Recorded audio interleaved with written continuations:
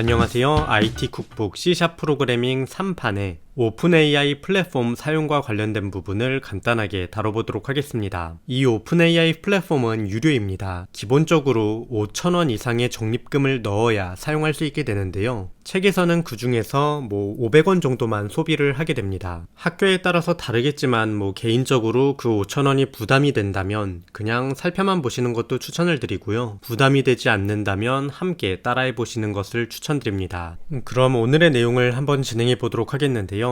오늘 살펴볼 내용은 오픈AI 플랫폼에 가입을 하고 신용카드 정보를 등록한 뒤에 API 키를 만들고 삭제하는 방법, 마지막으로 오픈AI 플랫폼에 있는 플레이그라운드에서 AI를 간단하게 만져보는 과정을 진행하겠습니다. 책을 보시게 되면 이 API 키를 활용해서 그냥 간단한 챗봇을 만들게 되는데요. 사실 챗봇을 만들면 그냥 챗GPT를 쓰면 되지 이 오픈AI 플랫폼을 사용할 것이 뭐가 있냐라고 생각하실 수 있습니다. 굉장히 당연하고 합리적인 의문인데요. 그것은 여러분이 지금 보고 계신 책이 프로그래밍 언어의 입문서이기 때문입니다. 입문서이기 때문에 그 이상의 내용을 다룰 수가 없는 것입니다. 여러분이 이후에 C샵을 포함한 다른 프로그래밍 언어를 활용을 해서 게임 프로그래밍을 배우거나 웹 서비스를 만들거나 애플리케이션을 만드는 방법을 배우시고 이 인공지능 프롬프트라는 것과 관련된 내용을 조금 더 배워보고 나면 그것들을 하나로 합쳐서 사용자와 대화하거나 스스로 행동하는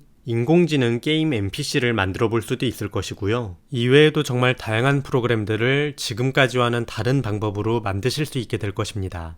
그건 먼 미래의 일이기 때문에 지금은 이번 강의의 내용만 간단하게 빠르게 진행해 보겠습니다. 여러분이 이미 챗GPT 등을 사용을 해서 오픈AI 계정을 가지고 계시다면 그 계정으로 진행을 해주시면 되고요. 계정이 아예 없다면 가입을 진행해 주시면 되겠습니다. 강의에서는 계정조차 없다라고 생각을 하고 가입부터 진행하면서 내용을 살펴보겠습니다. 일단 오픈AI 플랫폼 사이트 오른쪽 위에 있는 사인업 버튼을 눌러서 가입 페이지로 이동하겠습니다. 가입 페이지로 이동하게 되면 지금 화면과 같은 내용이 나오게 되는데요. 이메일 주소를 입력을 해서 계정을 만들거나 구글, 마이크로소프트, 애플 계정을 활용해 쉽게 계정을 만들 수도 있습니다. 강의에서는 가장 위에 있는 방법인 계정 만들기를 활용을 해서 내용을 진행해 보겠습니다. 이메일 주소를 입력을 하고 계속을 누릅니다. 이어서 비밀번호를 지정을 하면 되는데요. 여러분이 만들고 싶은 비밀번호를 마음껏 입력을 해주신 다음에 아래쪽에 있는 계속 버튼을 눌러서 진행을 해주시면 됩니다. 계정을 이메일로 검증하는 과정이 포함되기 때문에 입력한 메일 쪽으로 넘어와서 전달받은 메일에 이메일 주소 인증을 클릭을 해서 인증을 완료하시면 되겠습니다. 이제 사용자 정보를 몇 가지 입력하는 것이 나오게 되는데요. 이름을 입력을 하고 생일을 입력을 해주시면 됩니다. 참고적으로 이 생일을 지정하는 이유는 나이를 확인하기 위함인데요. 한국에서는 14세부터 이 오픈AI 플랫폼을 활용할 수 있습니다. 그래서 14세 이상의 적당한 생일을 입력을 해주시거나 아니면 여러분의 생일을 입력을 한 뒤에 아래쪽에 동의함을 눌러주시면 되겠습니다.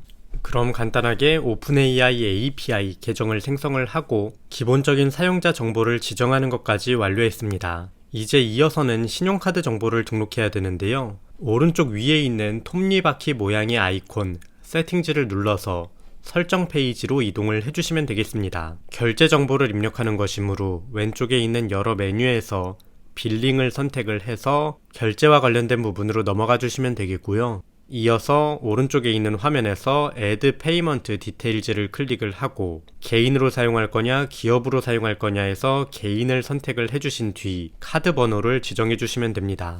국가 같은 경우에는 리퍼블릭 오브 코리아로 지정을 해주시면 되겠고 나머지 정보까지 모두 입력을 해주시고 오른쪽 아래 Continue를 눌러주시면 되겠습니다.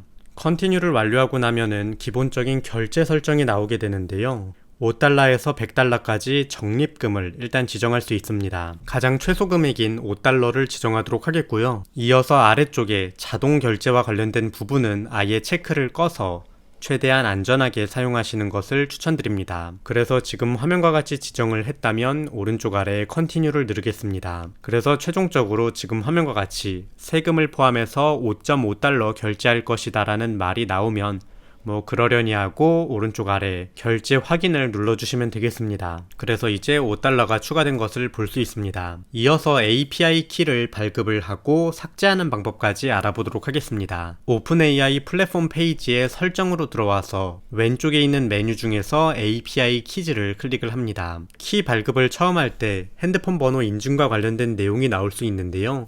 핸드폰 번호도 인증을 해주시면 됩니다. 그래서 간단하게 전화번호를 입력을 해주시고 샌드 코드를 눌러서 번호를 발급받으신 뒤 번호를 지정해 주시면 됩니다. 그래서 인증을 완료했다 치면은 지금 화면과 같이 API 키즈 화면이 나오게 될 텐데요. 가운데 있는 Create New Secret 키를 눌러서 곧바로 오른쪽 아래에 있는 Create Secret 키를 눌러서 API 키를 발급을 합니다. API 키는 발급된 그 순간에만 복사를 할 수 있습니다. 그래서 지금 화면과 같이 API 키가 나오게 되면 오른쪽에 있는 카피를 눌러서 복사를 해주시고 이걸 다른 곳에 저장을 해서 사용해 주시면 됩니다. 그래서 API 키 발급과 관련된 내용도 완료입니다. 이렇게 API 키를 발급하고 나면 책에 있는 예제를 진행을 하게 될 텐데요. 이 API 키가 외부에 유출이 되면 그 외부에 있는 사람이 여러분의 API 키를 활용을 해서 여러분의 적립금을 모두 소비해버릴 수 있습니다. 만약 이전에 자동결제 설정을 끄지 않았다면 계속해서 신용카드에서 돈이 빠져나가서 굉장히 많은 비용이 청구가 될 수도 있기 때문에 예제를 모두 완료하고 난 뒤에는 API 키를 삭제할 것을 추천합니다. API 키를 삭제할 때는 생성한 API 키 오른쪽에 있는 쓰레기통 버튼을 눌러주시면 됩니다. 쓰레기통 버튼을 누르고 지금 화면과 같이 삭제 대화 상자가 나오면 리보크 키를 눌러서 API 키를 제거해 주시면 되겠습니다. 그래서 책에 있는 내용을 활용할 수 있는 기본적인 부분은 여기까지 되겠고요. 책에서 사용하는 채팅과 관련된 부분을 한번 플레이그라운드에서 알아보도록 하겠습니다. 오픈AI 플랫폼 상단의 오른쪽에 있는 메뉴 중에 플레이그라운드에 들어갑니다. 플레이그라운드를 보면 2024년 11월을 기준으로 챗 리얼타임 어시스턴트 TTS 컴플리션이라는 부분이 있는데요. 우리 강의에서는 챗 부분만 조금 살펴보도록 하겠습니다. 2024년을 기준으로 현대적인 인터랙션 기반의 인공지능을 사용할 때는 크게 세 가지 역할을 사용하게 됩니다. 물론 이 역할은 고정적인 것은 아니고 인공지능에 따라서 조금씩 표현이 다를 수 있고 여러분이 직접 역할을 넣을 수도 있지만 이 오픈AI 플랫폼에서 사용하는 기본적인 세 가지 역할이라고 생각을 해주시면 되겠습니다. 그래서 첫 번째는 시스템 역할이 있고요. 두 번째는 사용자 역할이 있고 마지막으로는 인공지능을 뜻하는 어시스턴트 역할이 있습니다. 이 시스템 역할은 기본적으로 인공지능의 규칙이나 성격 등을 지정하는 데 사용이 되고 사용자 역할은 사용자의 입력을 지정하는 데 사용이 되고 인공지능은 인공지능의 응답을 지정할 때 사용하게 됩니다. 그럼 세 가지 역할이 어떤 형태로 사용되는지 오픈AI 플랫폼에서 보도록 하겠는데요. 이 챗 부분을 보시게 되면 위쪽에 시스템 인스트럭션을 지정하는 부분이 있습니다. 여기에다가 역할을 간단하게 지정해 주시면 됩니다. 예를 들어서 모든 문장의 끝에 냥냥을 붙여라 라는 식으로 입력을 하게 되면 이게 인공지능의 규칙을 지정하게 된 것입니다. 추가적으로 여러가지 규칙을 지정할 수 있는데요. 지금 화면과 같이 한번 지정을 해보도록 하겠습니다. 이어서 아래쪽에서 유저 역할로서 메시지를 한번 보내볼 텐데요.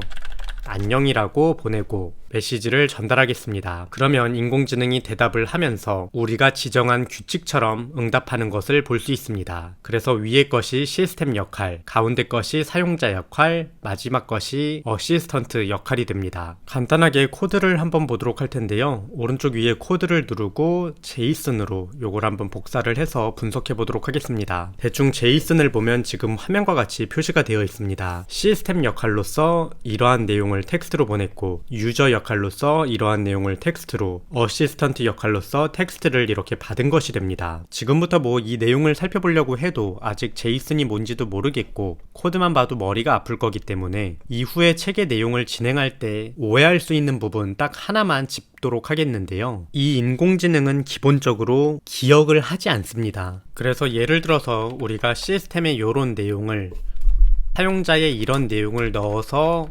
인공지능에게 응답을 해달라고 요청을 하면 이런 형태로 응답을 해주게 됩니다. 처음 공부하는 학생들은 이 다음에 요청을 보낼 때 앞에 거 다 빼버리고 사용자 역할로 오늘 뭐 했어 같은 내용을 보내면 지금까지의 내용을 다 기억하고 있을 거니까 기존의 규칙에 맞춰서 또 다른 응답을 줄 것이라고 생각을 하는데요. 방금 언급했듯이 이 인공지능이라는 녀석에게는 기억이 없습니다. 그래서 단순하게 오늘 뭐 했어 라고만 요청을 하면 이 규칙 다 무시하고 새로운 응답을 주게 됩니다. 그럼 어떻게 해야 되냐? 이 다음 요청을 보내고 싶으면은 우리가 지금까지 대화했던 모든 내용을 붙여 넣어서 이 뒤에다가 새로운 내용을 보내줘야 합니다. 그래서 이러한 형태로 내용을 붙여서 인공지능에게 응답 요청을 해야 지금 화면과 같은 기존의 규칙에 맞는 응답을 가질 수 있습니다. 처음 이 내용을 잘못 이해해버리면은 이후에 아예 이해가 되지 않기 때문에 이것만 꼭 짚고 넘어가 주시면 좋겠습니다. 그러면 오늘 내용은 여기까지 되겠고요. 대학교에서 해당 책을 잘 공부해 주시면 좋겠습니다. 감사합니다.